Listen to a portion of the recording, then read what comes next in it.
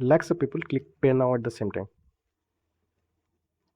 अब क्वेश्चन है, सब रिक्वेस्ट एक ही सर्वर पे आएगा तो क्या होगा? ऑब्वियस सी बात है, क्रैश ही हो जाएगा सर्वर। लेकिन रियलिटी में ऐसा होता नहीं है। कंपनीज लाइक रोजर पे, PayU every seconds thousands of payments process करते हैं। लेकिन कैसे? हाउ? आज के वीडियो में हम देखेंगे कंप्लीट बैकएंड आर्किटेक्चर इसका। How a payment gateway handles 1 million payments using load balancer, API gateway, microservices, databases, message queue and monitoring systems. Let's decode the technology behind money. तो सबसे पहले let's understand just one payment. Suppose आप Amazon से एक headphone order करते हो, click पे now. Payment directly bank के पास नहीं जाता, एक्चुअली पेमेंट काफ़ी सिस्टम से क्रॉस करता है। ये हो गए आपने अमेजन के मर्चेंडाइज वेबसाइट पे लॉगिन किया या फिर एप्लीकेशन पे लॉगिन किया। उसके बाद आपने ऑर्डर प्लेस किया, वहाँ से ऑर्डर आया पेमेंट गेटवे के पास। पेमेंट गेटवे के बाद चलो, पेमेंट गेटवे ना ये बस पेमेंट को मैनेज नहीं करता, ये यहाँ पे ये पूरा ट्रैफिक को मैनेज करता है। उसके बाद आपका पेमेंट गया एक्वायरिंग के बैंक के पास, वहाँ से प्रोसेस होके पेमेंट गया बीजे नेटवर्क, यूपी नेटवर्क या फिर आपने जिस नेटवर्क से पेमेंट किया है उसके पास। अगर ये सारे स्टेप्स सक्सेसफुल हो तभी जाके इस बैंक के पास जाता है और उसके बाद पेमेंट सक्सेसफुल होता है। और ये सारा कुछ 2 से 3 सेकंड के अंदर होता है। चलो, इसके पीछे जो आर्किटेक्चर है इसको समझते हैं। अब इमेजिन करो, एक कस्टमर नहीं 1 million कस्टमर्स है, सब लोग एक ही सेकंड में पेमेंट करते हैं। तो फिर क्वेश्चन आता है, क्या एक सर्वर इतनी रिक्वेस्ट हैंडल कर सकता है? Absolutely not. यहाँ पे एंट्री होता है लोड बैलेंसर का। ठीक, अब इसको एक एग्जांपल से समझते हैं। इमेजिन करो एक शॉपिंग मॉल है और एंट्रेंस पे एक सिक्योरिटी गार्ड खड़ा है, सिर्फ एक, और उसको ये 1 million क्राउड को कंट्रोल करना है। तो फिर वो क्या करेगा? सब लोगों को अगर एक ही एंट्रेंस से अंदर जाने देगा तो फिर दिक्कत होगा। इसलिए सिक्योरिटी गार्ड लोगों को डिफरेंट गेट के थ्रू जाने देता है। मतलब मॉल्स में मल्टीपल गेट्स होते हैं ना, गेट 1, गेट 2, गेट 3 ऐसे करके, तो वो मल्टीपल गेट्स के थ्रू एंट्री देता है। ठीक, लोड बैलेंसर यहाँ पे एक्जैक्टली सेम काम करता है। It distributes requests across multiple servers. Result में क्या होता है? No overload, no crash, better performance.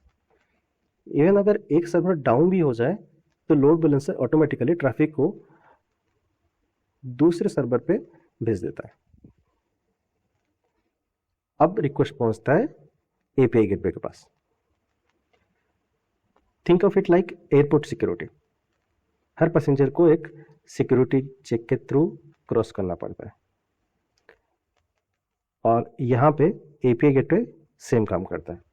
ये यूजर के रिक्वेस्ट को वैलिड करता है, मतलब रेट लिमिट एक्सीड तो नहीं हुआ, ऑथेंटिकेशन सही है या नहीं, उसके बाद रिक्वेस्ट आगे फॉरवर्ड होता है। इससे क्या होता है? सिस्टम सिक्योर भी रहता है और ऑर्गेनाइज्ड भी। अब आता है मेरा फेवरेट पार्ट, क्या? Micro services. अब पुराने सिस्टम्स में क्या होता था? एक ही सॉफ्टवेयर सब कुछ करता था, मतलब पेमेंट भी, रिफंड भी, नोटिफिकेशंस भी, सारा चीज़ एक ही सॉफ्टवेयर करता था। जिससे क्या होता था ना, मतलब आपको थोड़ा सा वेबसाइट स्लो लगता था। लेकिन मॉडर्न सिस्टम्स में इसको थोड़ा सा डिवाइड किया गया है, इसको थोड़ा सा मॉडिफाई किया गया है। यहाँ पे हर सिस्टम के लिए एक डेडिकेटेड सर्विसेज है। मतलब जैसे कि आप लोग देख सकते हैं, ऑथ सर्विस, ये सिर्फ यूजर ऑथेंटिकेशन या फिर ऑथेंटिकेशन को वैलिड करता है। पेमेंट सर्विस ये सिर्फ फोकस करता है पेमेंट के ऊपर। उसके बाद आया risk and analysis, risk and fraud services, ये सिर्फ फोकस करता है रिस्क और फ्रॉड एनालिसिस के लिए रियल टाइम पे। वैसे ही सेटलमेंट सर्विस, नोटिफिकेशन सर्विस, ये अपना अपना काम करता है। जिससे क्या होता है, ये जो सिस्टम्स है ना, मल्टीपल सर्विस में डिवाइडेड हो गए। इसकी वजह से पूरा वेबसाइट स्मूथली रन करता है और एफिशिएंट भी होता है। टेक्नोलॉजी आता है रेडिस। सपोज एक मर्चेंट का नाम लाख बार एक्सेस करना है, तो क्या हर बार डाटाबेस के पास जाएंगे हम लोग? नहीं। Frequently used data RAM store होता है, that's Redis. Redis is extremely fast and almost in milliseconds. इसी वजह से payment system lightning fast feel होता है। उसके बाद आते हैं हम लोग डाटाबेस के ऊपर। अब रेडिस टेम्पररी होता है, ठीक,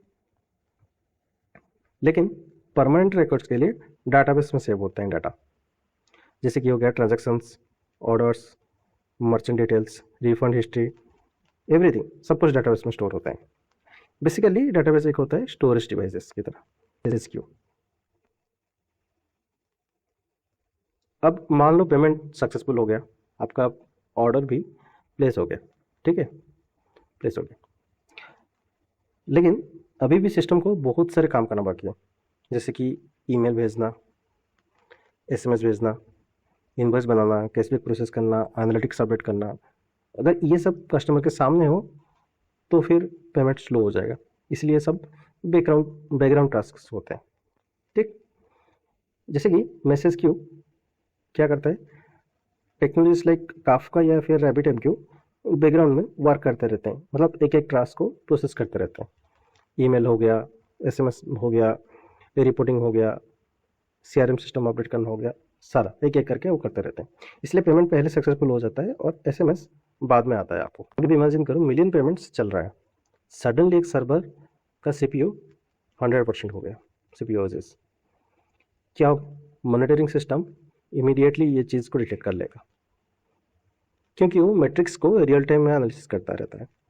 यहाँ पे वो एक अलर्ट जनरेट करेगा कि इस सर्वर का यूजेस 100% हो गया है, और ये चीज़ इंजीनियर को भी नोटिफाई कर देगा बैकएंड में, और उस सर्वर पे जितना भी ट्रैफिक होगा उसको रीराउट कर देगा दूसरे सर्वर के ऊपर।